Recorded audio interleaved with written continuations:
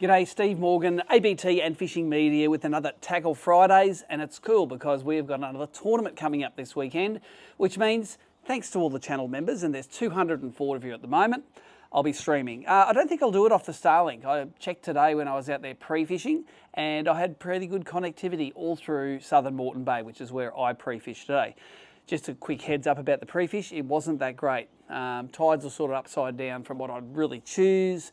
Was pretty calm, caught maybe a dozen fish, but nothing bigger than 30. And like we say in the Australian Open, if you catch 10 fish all over 30, you're going to be pretty close to winning it. So I've got a bit of work to do. Got a few photos running here of some bream that I caught on crankbaits. A little bit of a soft launch there of a cool new colour there. Ooh, shh, don't say anything about that. Got some little sweet lip, got some pike.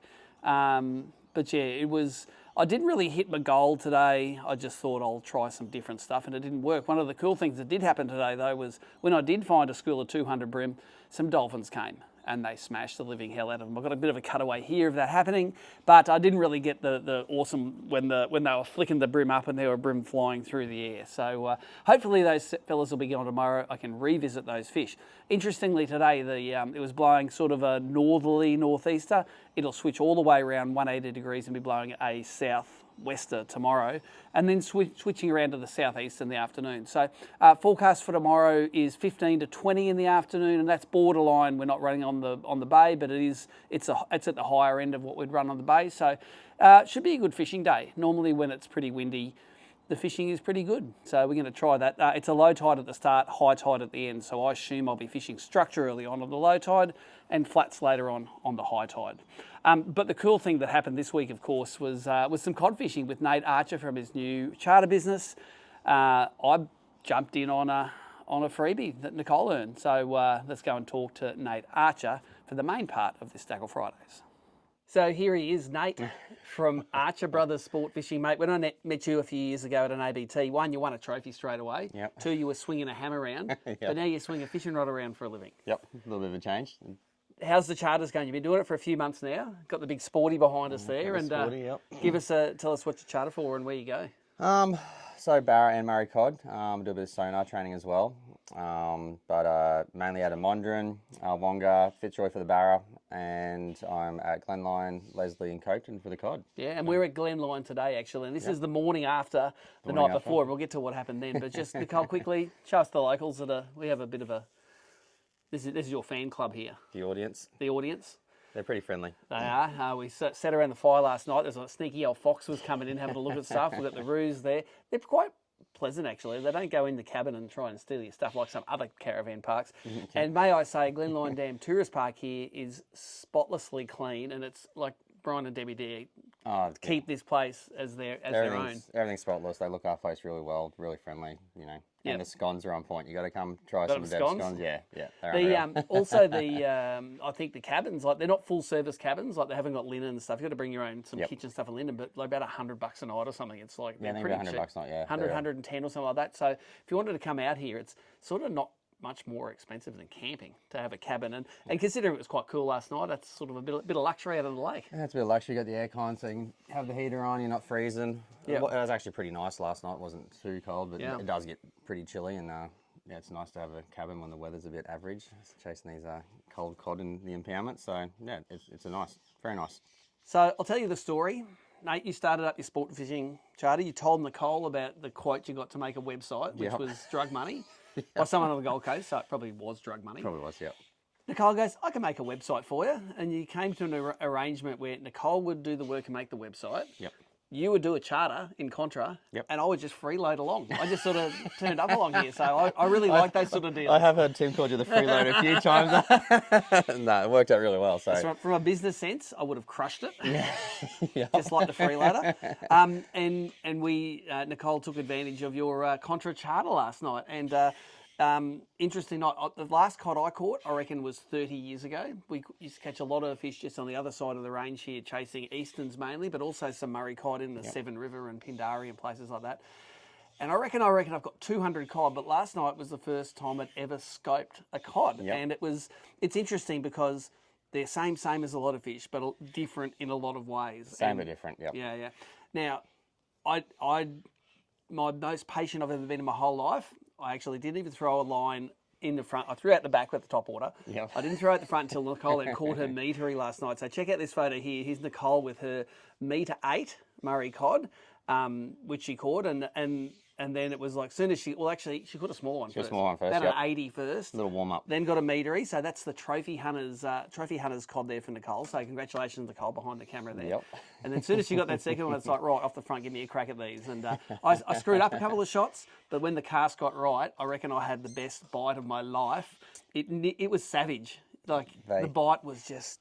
Absolutely thump it, don't they? And, yeah, and Nice way to fish from.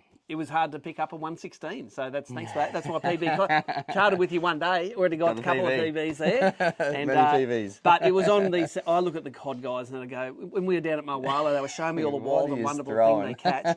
So we started in the daytime yesterday. You were using like a fly jig. Fly jigs, yeah. So it was like something that was tied up, and I'd called it a used sanitary product because it was red.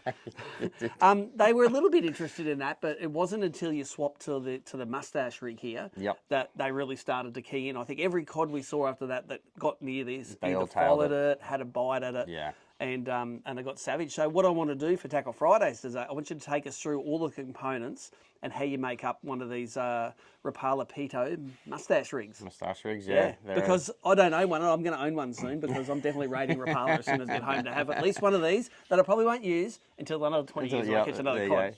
No, tell us why they're good, why these fellas are good. Look, obviously Timmy and the boys from Rapala got them in. They're from VMC, these moustache rigs. They're like sort of harness system that go on the face. That's one there.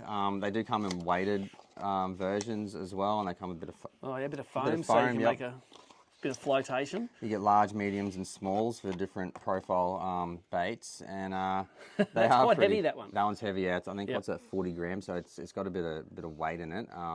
So you can put this just with a soft plastic. Yeah, any soft plastic, I'd definitely recommend it being a PVC one because... Not a TPE? Not TPE, you'll have a really hard time trying to get in this extended screw lock in there, like you said. Yeah.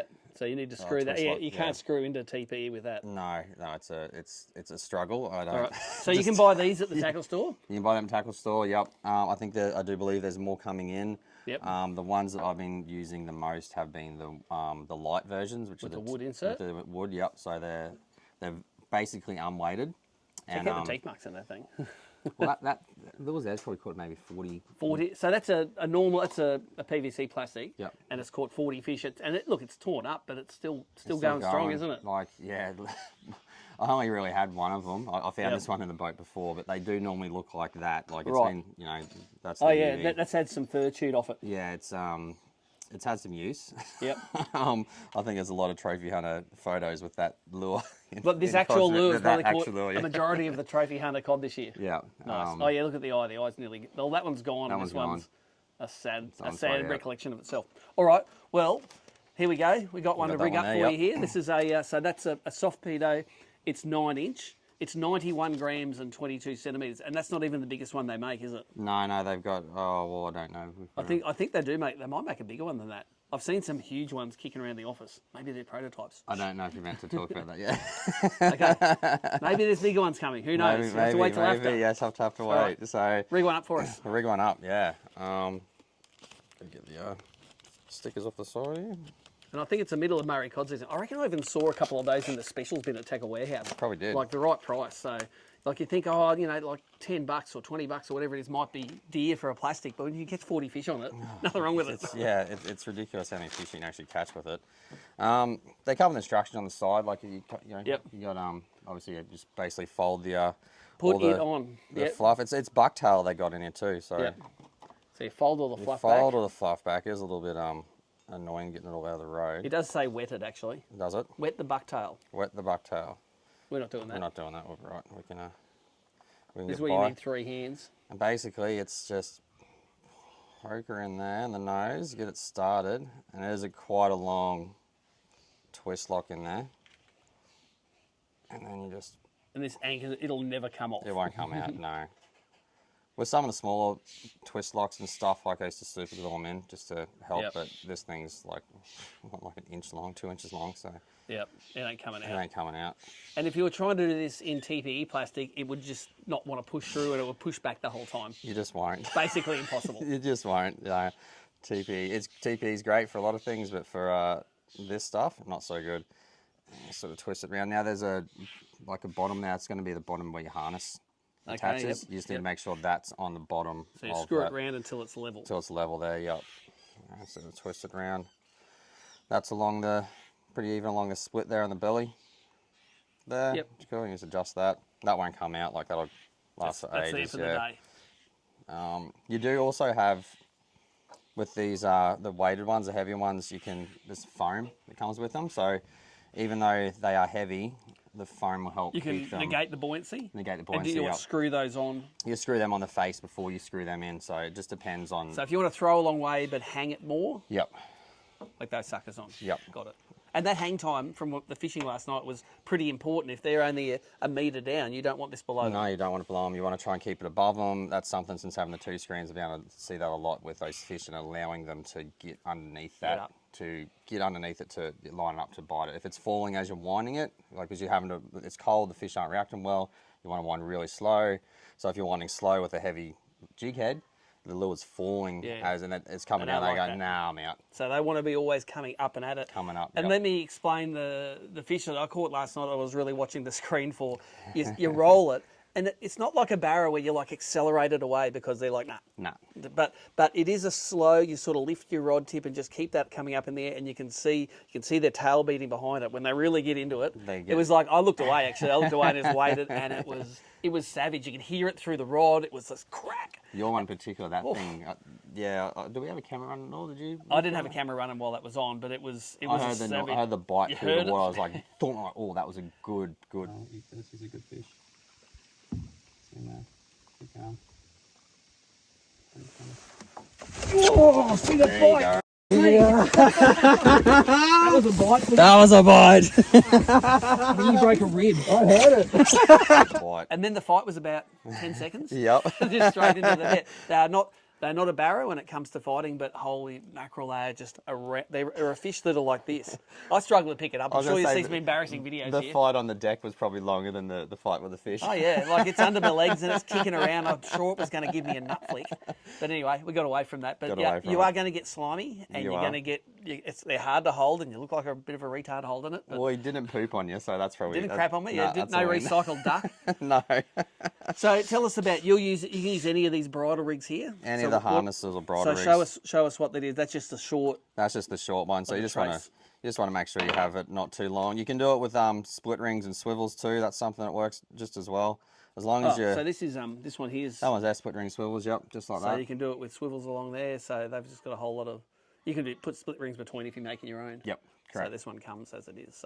So yeah, and then all the brands all sort of work good. So long as they have nice, nice and strong connections, yeah, and that, you just want to have it sort of like the right length so that. But they have also that little keeper, so it holds it in place. All right. That's the one. Bring him up. These are size 1s. Maybe there might be 1/0s on here. I do like to have a lot bigger. You don't mind a 3/0? I don't mind a 3/0. No, I run 3/0s for a lot of barra and cod. They got such big, hard, bony mouths, and when you see the lip on their mouths, you want to have something with enough gape. So the old 3/0s give you a bit more purchase around those big, bony parts. Yep.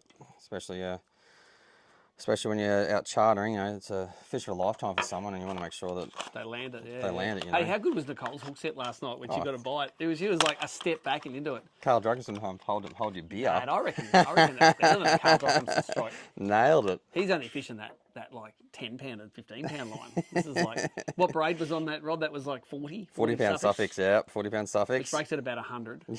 Which breaks it, yeah. Stupid amount, break stuff amount. So well done, Nicole, on your PB 108 last night. It was a cracker. And the warm up of the 80. The warm up of the 80. The 80s are nice. The little fish are cool. They look cool. They're very pretty. Easy to handle. You can sort of hold them out. Yeah. One thing that's the first time I've ever had a glove on when I've been holding a cod, and you definitely need it. The ones we catch, you're all 1 to 4 kilos, and you would get your hand scuffed up by the end, but it's a bit of a badge of honour. Yeah. Don't want to do that with the big cod. I reckon if you put your hand in the mouth, it'd get torn up like a big flathead, wouldn't it? Just wear a glove. Wear a glove. Some guys don't. I'm just like, man, just put a glove on. Like, wrap her up. Nothing wrong with being Michael Jackson. No, exactly. So you're putting that now, that split ring, onto the hook attachment. Attachment there on the nose. I like they're pretty cool toy split ring pliers. They're heavy duty. Yeah, heavy duty. It's good for all the Done big by stuff. Wilson's, those guys. Oh, I'm hoping I'm not in trouble now. Yeah, you're right. I think I actually bought them before. We're not a long time ago. We're not supplier biased at Tackle Fridays. And basically, you Line just it up. line her up, and you just poke that keeper in there. I actually like to get the split ring pliers to get it in and give it a good squeeze up in there. Making it look very awkward at the moment, as far as I'm getting filmed. Yeah. Have you done rigging before? Apparently. Nice. There you go. Get that in there.